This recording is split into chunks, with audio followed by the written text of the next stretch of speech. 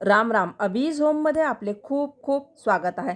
आज आपण झटपट होणारी एक नाही दोन प्रकारच्या तेलाशिवाय जेवणाची लज्जत, ताटाची शोभा वाढवणारी चटण्यांची रेसिपी पाहणार आहोत.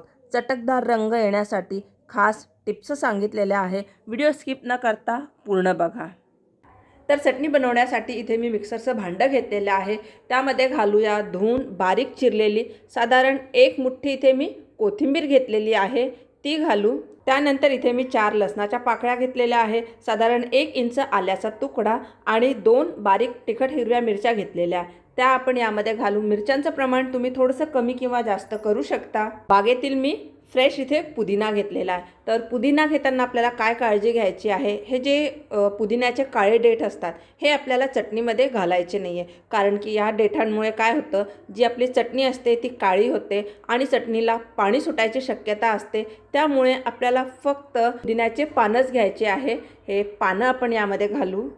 जिऱ्याशिवाय तर चटणी अपुरी आहे, त्यामुळे थोडंसं आपण यामध्ये जिरं घालू. आणि मी आपल्याला म्हटलं आहे चटणीमध्ये आपण एक सिक्रेट पदार्थ घालणार आहोत, ज्यामुळे चटणीला चटपटीतपणा येतो. तर इथे मी हे चवीपुरतं काळं मीठ वापरलेलं आहे. तुमच्याकडे काळं मीठ नसणार तर सेंधव मीठ वापरलं तरी चालेल, पण ह्या काळ्या मिठामुळे ह्या चटणीला अफलातून चव येते.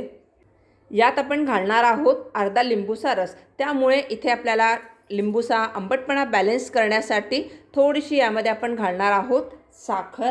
आणि अर्धा लिंबू इथे मी चिरून ठेवलेला आहे, ते यामध्ये आपण पिळून घेऊ. बिया आपल्याला काढून घ्यायच्या आहे.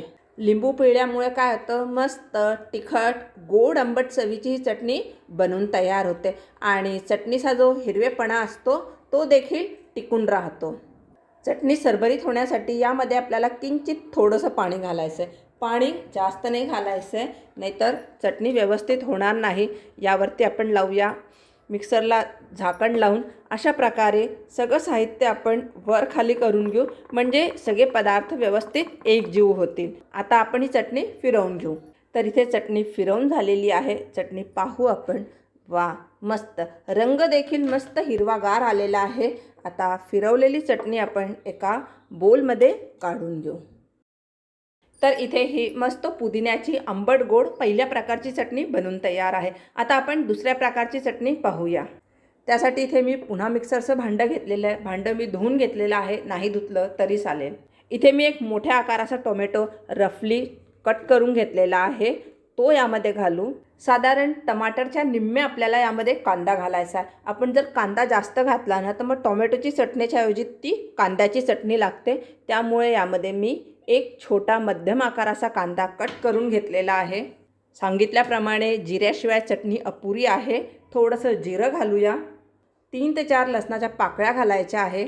आता ही टोमॅटोची चटणी आहे, त्यामुळे यामध्ये आपल्याला घालायचं आहे, एक तर यामध्ये तुम्ही सुक्या लाल मिरच्या घाला, त्यात एक 10-15 मिनटं पाण्यात भिजत ठेवल्या तरी चालतील, किंवा त्या नसणार तर तुम्ही अशा प्रकारे 1 चमचा लाल तिखट घातलं तरी चालेल. कारण की ही टोमॅटोची चटणी आहे. यामध्ये जर आपण हिरव्या मिरच्या घातल्या ना तर याला वेगळाच रंग येईल. लाल तिखट घातल्यामुळे मस्त लाल सुर्ख रंग येतो. टोमॅटोचा आंबटपणा बॅलन्स करण्यासाठी साखर, तुम्हाला साखर आवडत नसणार तर तुम्ही स्किप केली तरी चालेल. आणि आपला जो सिक्रेट पदार्थ आहे, पहिल्या चटणीत आपण घातला होता काळं मीठ, यामध्ये पण आपण तो सिक्रेट पदार्थ घालणार आहोत. त्यामुळे मस्त एक वेगळीच चव येते.